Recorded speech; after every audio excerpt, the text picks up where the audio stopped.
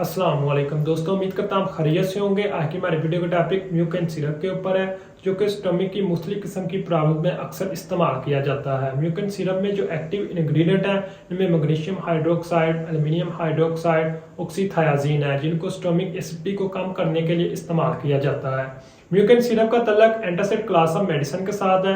Antacid syrup में जैसा कि म्यूकेन, डाइजेक्स एमपी, गैविस्कॉन आते हैं तो इनका रिजल्ट फौरी तौर पर मिल जाता है और टेम्परेरी होता है, यानी कि ये थोड़े अरसे तक अपना रिजल्ट बहुत तेजी के साथ प्रोवाइड करते हैं as compared to PPI class of medicine. Antacid syrup जो होते हैं ये अपना मैक्सिमम रिजल्ट 2 से 4 घंटों तक प्रोवाइड कर देते हैं, लेकिन जो पीपीआई क्लास ऑफ मेडिसिन होती है जिसमें ओमिप्राजोल, एसमिप्राजोल टैबलेट और कैप्सूल में मोस्टली इस्तेमाल की जाती है, उनका मैक्सिमम रिजल्ट 14 से 18 घंटों तक हमें मिलता है। तो इसी वजह से एंटासिड सिरप के साथ कॉम्बिनेशन में भी पीपीआई को इस्तेमाल किया जाता है। बाद औक़ात इसको अलहदा से भी इस्तेमाल किया जाता है, लेकिन ये डिपेंड करता है आपकी कंडीशन और डिजीज पर। इसके अगर यूजेस की बात की जाए तो अगर किसी को गर्स वगैरह का मसला है, गैस्ट्रो एसोफेगल रिफ्लक्स डिजीज वगैरह का मसला है, तो उसके ट्रीटमेंट में हम इसको इस्तेमाल कर सकते हैं। खाना खाने के बाद खाना मुंह की तरफ आ रहा है, उल्टी वगैरह का मसला बन रहा है, तो उसके ट्रीटमेंट में हम म्यूकेन सिरप को इस्तेमाल कर सकते हैं। इसी तरह किसी को एसोफेगाइटिस वगैरह का मसला, खुराक की नाली में सोजश का मसला है, तो उसके ट्रीटमेंट में भी हम म्यूकेन सिरप को इस्तेमाल कर सकते हैं।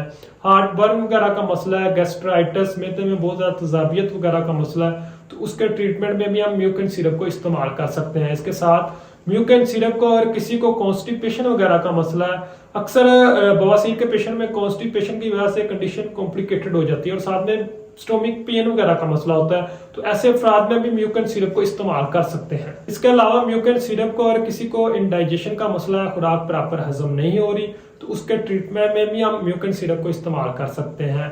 म्यूकेन सिरप को हर्निया के पेशेंट में भी इस्तेमाल किया जा सकता है। जिन लोगों में मैग्नीशियम का लेवल कम होता है तो उन अफराद में भी इसको इस्तेमाल किया जा सकता है। तो अब बात करते हैं म्यूकेन सिरप की डोज और ड्यूरेशन की। इसको अडल्ट्स में सुबह दोपहर शाम 2-2 चम्मच इस्तेमाल कर सकते हैं। खाने के बाद इस्तेमाल करना ज्यादा बेहतर है।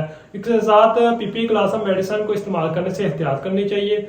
आधा घंटा पीपीआई क्लास ऑफ मेडिसिन को पहले या बाद में इस्तेमाल करना ज्यादा बेहतर है। इसके अलावा म्यूकेन सिरप को 1 हफ्ते से 2 हफ्तों तक इस्तेमाल करना ज्यादा बेहतर है। इसके अगर साइड इफेक्ट की बात करें तो इसके इस्तेमाल से डिजीनेस का मसला हो सकता है, प्रूराइटिस वगैरह का मसला हो सकता है, हाइपर सेंसिटिविटी, ब्लड विजन वगैरह का मसला हो सकता है, सांस में तंगी वगैरह का मसला हो सकता है। जो लोग इसकी डोज को ज्यादा लेते हैं या नॉर्मली भी इसके इस्तेमाल से डायरिया वगैरह का मसला हो सकता है। लंबे अरसे तक इसको इस्तेमाल करने से मसल वीकनेस वगैरह का मसला बन सकता है। इसकी अगर ड्रग इंटरेक्शन की बात करें तो जो लोग कोई मल्टीविटामिन का सप्लीमेंट इस्तेमाल कर रहे हैं तो उनको चाहिए इसको इस्तेमाल करने से 2 घंटे पहले या बाद में इस्तेमाल करें। इसके अलावा अगर कोई आयरन का सप्लीमेंट खास तौर पर इस्तेमाल कर रहा है तो उसकी एब्जॉर्प्शन इसके इस्तेमाल से कम हो सकती है। इसके अलावा क्विनोलिन या टेट्रासाइक्लिन की क्लास में से कोई एंटीबायोटिक इस्तेमाल की जा रही है तो उनको भी इसके साथ इस्तेमाल करने से एहतियात करनी चाहिए। डाइजोक्सन के पेशेंट को भी इसके साथ म्यूकेन सिरप के इस्तेमाल करने से एहतियात करनी चाहिए, या 2 से 4 घंटे पहले या बाद में इसको इस्तेमाल करना चाहिए। उम्मीद करता हूँ आज की वीडियो आपको पसंद आएगी। वीडियो को लाइक कीजिए, चैनल को सब्सक्राइब कीजिए। शुक्रिया।